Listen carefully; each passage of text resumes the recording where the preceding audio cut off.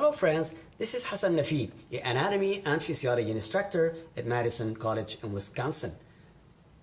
I'm going to talk today about the reproductive system. I'm going to start off with the male reproductive system. The male reproductive system has two components: primary components or primary organs and secondary organs. The primary organs are the testes and the secondary organs are group of ducts and glands. Testes are the sites where sperms are produced, or what we call spermatogenesis, while the secondary organs are the glands where they produce substances. These substances activate and nourish the sperms. The ducts, on the other hand, will transmit the sperms from the male system to the female genital tract or outside the body. There is two testes on each side of the scrotum, and the scrotum is the skin that keeps the testes. The testes has endocrine and they have exocrine function. They are endocrine because they produce hormones like the testosterone, and they have an exocrine function because they produce the sperms. I have two models of human body here to show you the pelvis and to show you within the pelvis the anatomy of the male reproductive organs. I'm going to start with the testes.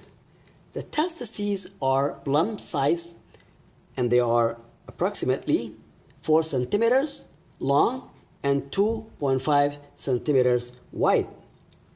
The testes are enclosed in a fibrous connective tissue capsule known as tunica albuginea, or the white coat. These surrounds each testis and they send septa down into the interior of the testis. This would divide the testis into lobules. Each one of these lobules has a number of seminiferous tubules, and actually the seminiferous tubules are the actual sites of sperm production or spermatogenesis. Moving to the ductal system, we will talk about the first duct. This is known as the epididymis. Epididymis is a highly coiled tubule or tube. It is about 6 meters or 20 feet long, and it does arch over the superior part of the testes. The epididymis is where the sperms are stored until ejaculation. Epididymis will lead to the vas deferens or to the ductus deferens. So epididymis is connected with the ductus deferens, and the ductus deferens will lead to the ejaculatory duct. This is the path that the sperms will take from the testicles, made in the testes and the seminiferous tubules, stored in the epididymis.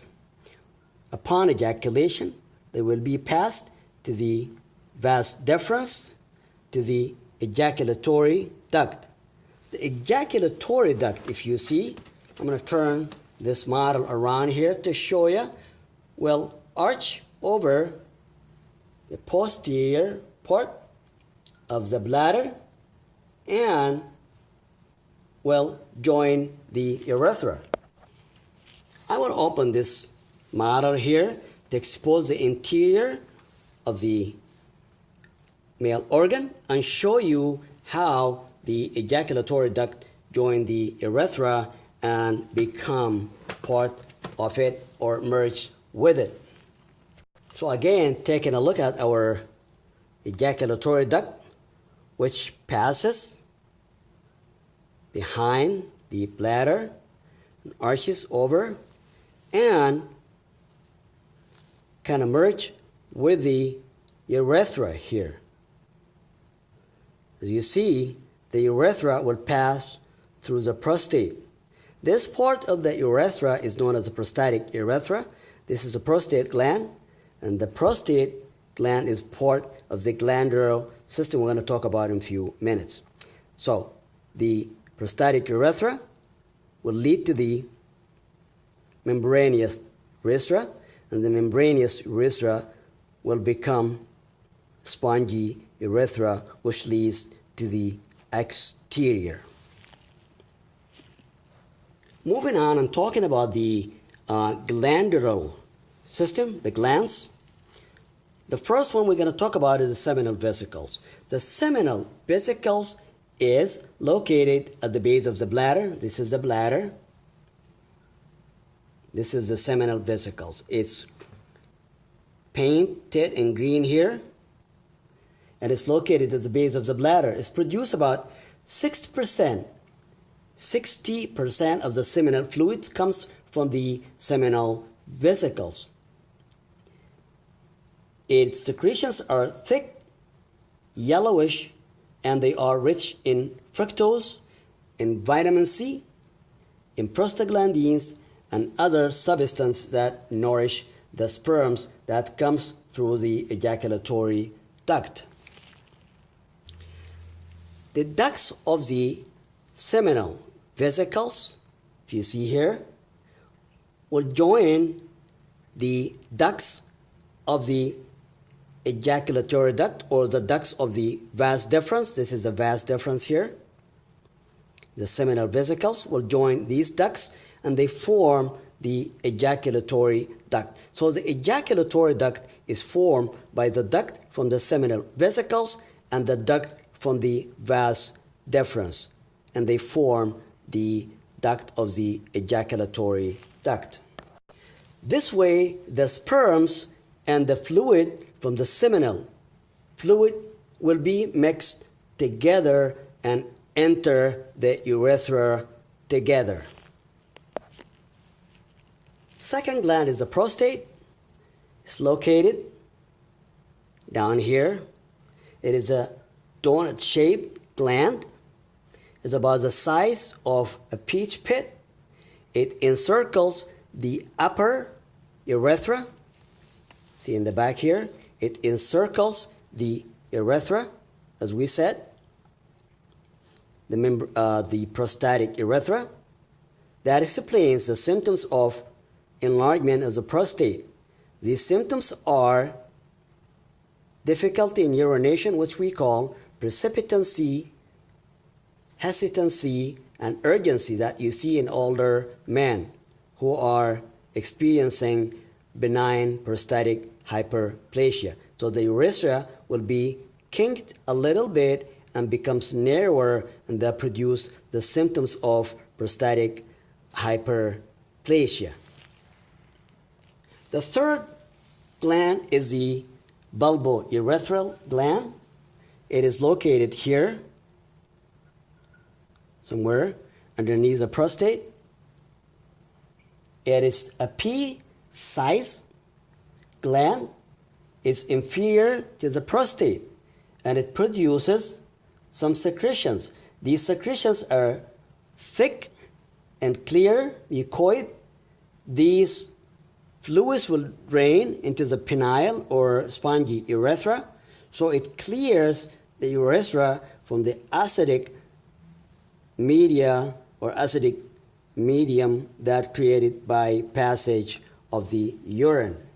This will give the sperms more opportunity or more success in fertilization. I'm going to use this model to show you the external genitalia, and here we're talking about the penis, the gland penis, the penis, which is known as the shaft of the penis, and the root, as well as the scrotum. The scrotum, as we said, is a skin that contains the testes. These are the testes. This is the epididymis.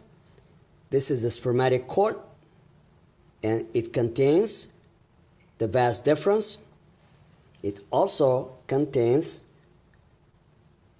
vessels, an artery and a vein, or what we call the pamphiform plexus, or collection of veins. It passes through the inguinal canal. So this is the abdominal wall. It pierces here and passes through the inguinal canal. Spermatic cord with its content of vas deferens, the veins, the arteries, and the vas deferens. Testes, spermatic cord. Looking at the penis, it's got its part, the glans penis. Usually it's covered with the skin. We call it prepuce or forehead, which you don't see in circumcised males. The shaft and the root. I'm going to open this model to show you the interior of this model, or the internal components, or the anatomy. Here again, this is the shaft of the penis, glans penis, shaft. And this is the muscle layer, corpora, spongiosum. And these are the muscles that are responsible for erection in the male during intercourse. This is the urethra with its three parts. Prostatic urethra. This is the prostate. Prostatic urethra. Membranous urethra. And this is the spongy urethra. Here you can see very clearly the bulbourethral gland, the prostate gland. And finally here I want to show you the Cree Maastricht muscles. These are smooth muscles that helps in the movement of the testicles up and down. Thank you for watching this video, and I'll see you tomorrow in the class.